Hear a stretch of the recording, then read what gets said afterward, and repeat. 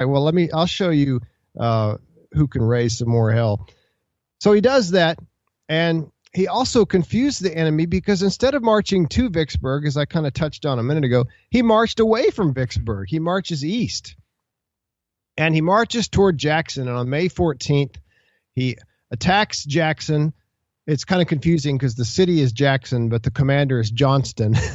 he that's kind of a tongue. He attacks Johnston in Jackson and drives him away. But Stonewall Jackson is not part of this, obviously. Yeah, this is not. Stonewall Jackson is in his grave by this point. He is dead, sadly for the Confederacy, but good for the Union. He died on May 10th, 1863, just a few days before this, after Chancellorsville. All right, so Sherman also destroys part of the town of Jackson. He burns up the supplies that are of military value. He's practicing. He's warming up for Atlanta and Columbia, South Carolina, which will happen later. But Grant then, after he's driven Joseph Johnston away from Jackson, then he turns back around and goes back toward Vicksburg. Pemberton marches out to meet him on May 16th at a small battle called Champion Hill.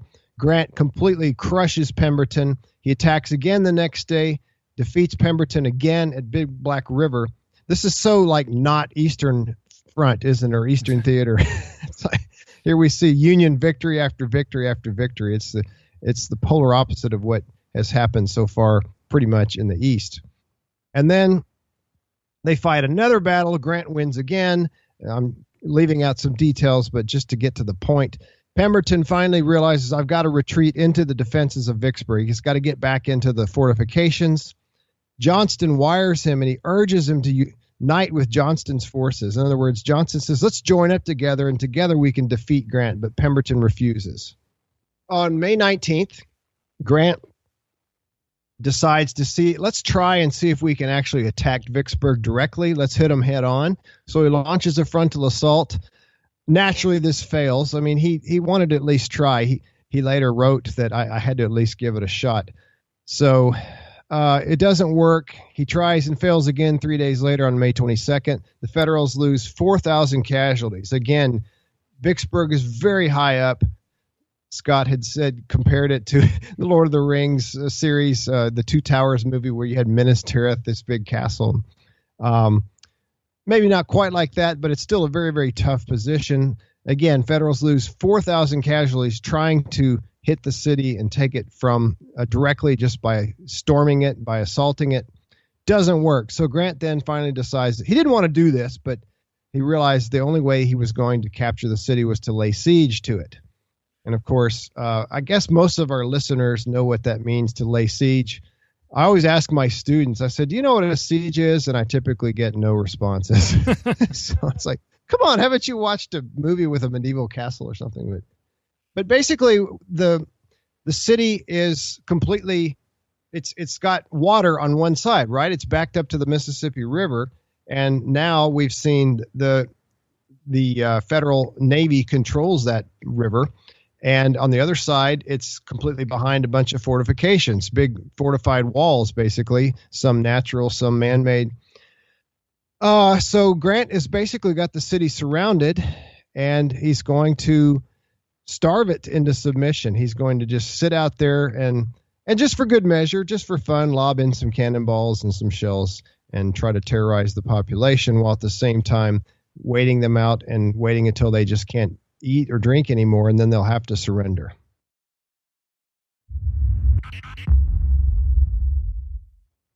Hey everyone, I'd like to take a short break in this episode to tell you about a way that you can both help this show and get free food out of the deal.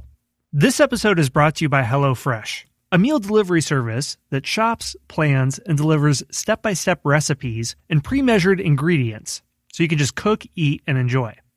I've heard about meal delivery services on podcasts before, but I really enjoyed HelloFresh when I tried it out. And when I mentioned this company to my sister, she said that what she likes about it compared to other companies is that you get really interesting recipes, but it's not so exotic that it's hard for your kids to get into. Well, yesterday I made chicken pineapple quesadillas, and my kids definitely got into it. They told me that it looked like food at a restaurant, and that's not a comment that I've ever received for anything I've made. So what HelloFresh does is it sends you a meal kit made of responsibly obtained ingredients from carefully selected farms and trusted sources. So a box shows up on your door. The ingredients are kept cool in ice packs and cooling materials. It could be there for hours and it's cooler than your refrigerator. The recipes are outlined on step-by-step instructions, and what it lets you do is save a ton of time because the ingredients come pre-measured in labeled meal kits, so you know exactly what ingredients go with each recipe. It took me maybe 20 minutes of chopping time and all the other prep time to make it, and you don't have to go to a store, so that's what really saves a lot of time. So when you subscribe, you get meals delivered right to your door every week for less than $10 per serving and free shipping. So right now, HelloFresh is giving a special offer to History Unplugged listeners. You get $20 off your first 3 boxes. Go to HelloFresh.com/unplugged60, that's 60 the number, and it's like receiving 6 free meals or up to 50% off 3 boxes. Again, visiting HelloFresh with this promo code really helps out the show and you get free food out of the deal. Go to HelloFresh.com/unplugged60. That's HelloFresh.com/unplugged60. Once we get into the siege, this is interesting within the walls because, as James mentioned in the last episode, Pemberton was never fully embraced. He was a Northerner who married a Southerner. So right there, some people question his loyalties to the Confederacy. And within the walls of Vicksburg, there's men returning from Champion Hill and Big Black River. And at this point, a lot of them think surrender is inevitable. And some of them think that Pemberton, this Northerner, maybe wants to betray them and surrender to Grant. And there's talk of people calling him a coward or a traitor. So there's some of the officers of Pemberton tell him about these rumors are going around. And we know that he reacts to this specifically, and this strikes a nerve with him because he issues a proclamation, and he has it read throughout the army that says, "You have heard that I was incompetent and a traitor, and that it was my intention to sell Vicksburg. Follow me, and you will see the cost at which I will sell Vicksburg.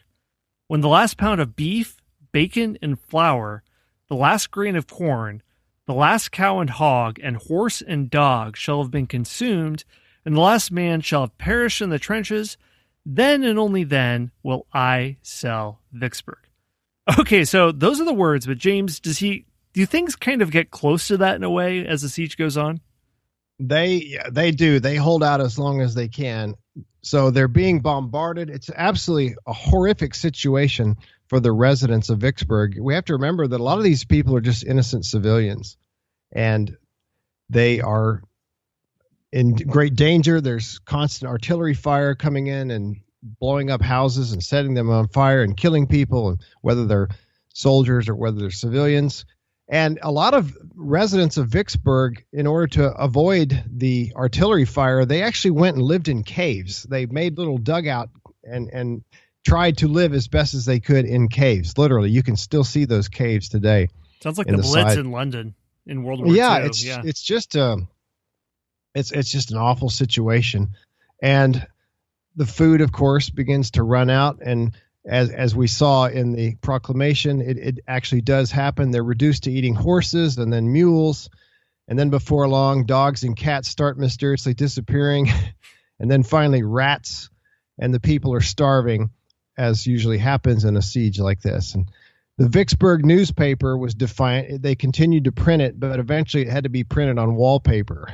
Just leftover wallpaper because they ran out of regular paper. And by the end of the siege, it was just one little square of newspaper. But they did the best they could. The people did of the city, and the army did the best they could. But they just really had no chance. And so after about 6 weeks of around-the-clock bombardment from both sides, including sniper fire, exploding mines. I didn't even talk about the mines. They tried to tunnel under the walls, and that didn't work, of course. Well, I shouldn't say of course, but it didn't work. Dwindling food supplies, all these things added up. Finally, Pemberton surrenders on July 4th. 4th of July, he has to surrender. And here's the outcome. Grant, during this siege and this campaign, the entire campaign, he suffers fewer than 10,000 casualties. He inflicts 10,000 on the Confederates, and then he captures 37,000. Including 30,000 in Vicksburg. So all these soldiers, 30,000 soldiers who were defending Vicksburg in the area, they surrender. So that army vanishes. Poof, it's gone. That That's the first time we've seen an entire Confederate army captured and put out of service. And then, by the way, they don't take them as prisoners. They are paroled, and you're not going to have a lot of prisoners taken until later in the war. We'll talk about that later. But essentially, what's going on is the way parole works is you just send them home, and they sign a paper agreeing not to fight until they're exchanged. So an exchange is, let's say, Scott, you and I are fighting each other. You're a Union general. I'm a Confederate general. You have 500 prisoners. I have 500 prisoners. We just swap them. In that case, when you actually exchange prisoners, they do immediately go back into the ranks if they're assuming they're healthy enough. But with parole, you just send them home and they agree not to fight again. But they could still be exchanged later. Let's say you have 1,000 of my people. I have 500 of yours, but there's 500 who have been paroled, i.e. sent home. Well, 500 of those get to come back, and then we swap the others. Does that make sense? Yeah.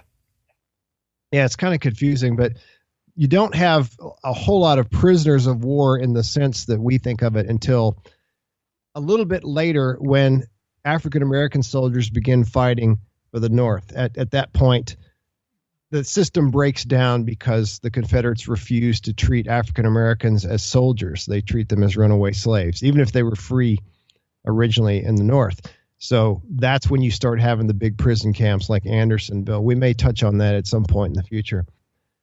Grant also captures 127 cannon and 60,000 rifles. Not a bad haul if you can get it, right? Not bad, yeah. And Lincoln is just completely, the North is absolutely ecstatic. And something else happens in the East the day before, which we will talk about in the next episode. We're going thematically, not strictly chronologically here. We're kind of looking at the East and the West. So I'll save what happens in the East, but this happens one day after a major Union victory in the East. So it's kind of a 1-2 punch against the Confederacy. Lincoln says, Grant is my man. Davis blames Johnston for the loss to Vicksburg, which he was accustomed to doing. Davis, as I mentioned, hated Joe Johnston, and he blamed him for pretty much everything. He said he thought Johnston should have run over there and bailed out Pemberton somehow, but he wasn't able to. Most Confederates blamed Pemberton, and the 4th of July would not be celebrated again in Vicksburg for 81 years. So 4th of July, even after Mississippi comes back in the Union, not a holiday in Vicksburg. So just forget your parades, forget your fireworks, forget your barbecue. It ain't going to happen. Wow, so that would be what, in the 40s, around World War II, if my math is correct? Let's see, 44, I think. Yeah. By then, I think it's not like they'd forgotten it, but by then it wasn't quite as, several generations had passed by that point. We're in the middle of World War II. We need more patriotism. Yeah, so the long memory there. And speaking of long memory, just a little bit more about Pemberton.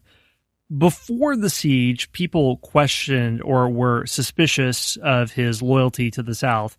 And then afterwards, like you said, Southerners largely blame him. He's just savage in the Southern press. He's called a failure, a bungling fool, a traitor. And just another element, too, that we've talked about, the memory of the Civil War.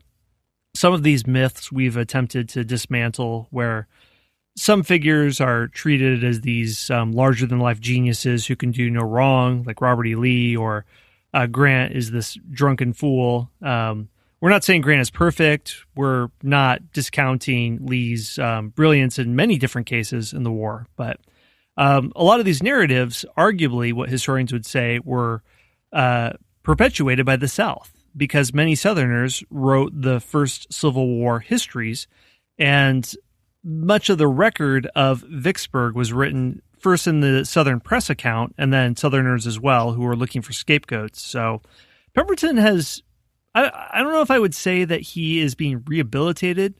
There are some authors who are trying to take another look at him and say that he was a loyal Southerner for whatever that's worth, despite being from Pennsylvania, and as the statement says, was willing to die for the Confederacy. And he wasn't indecisive. He had Some say he was indecisive in trying to seek out aid for Vicksburg.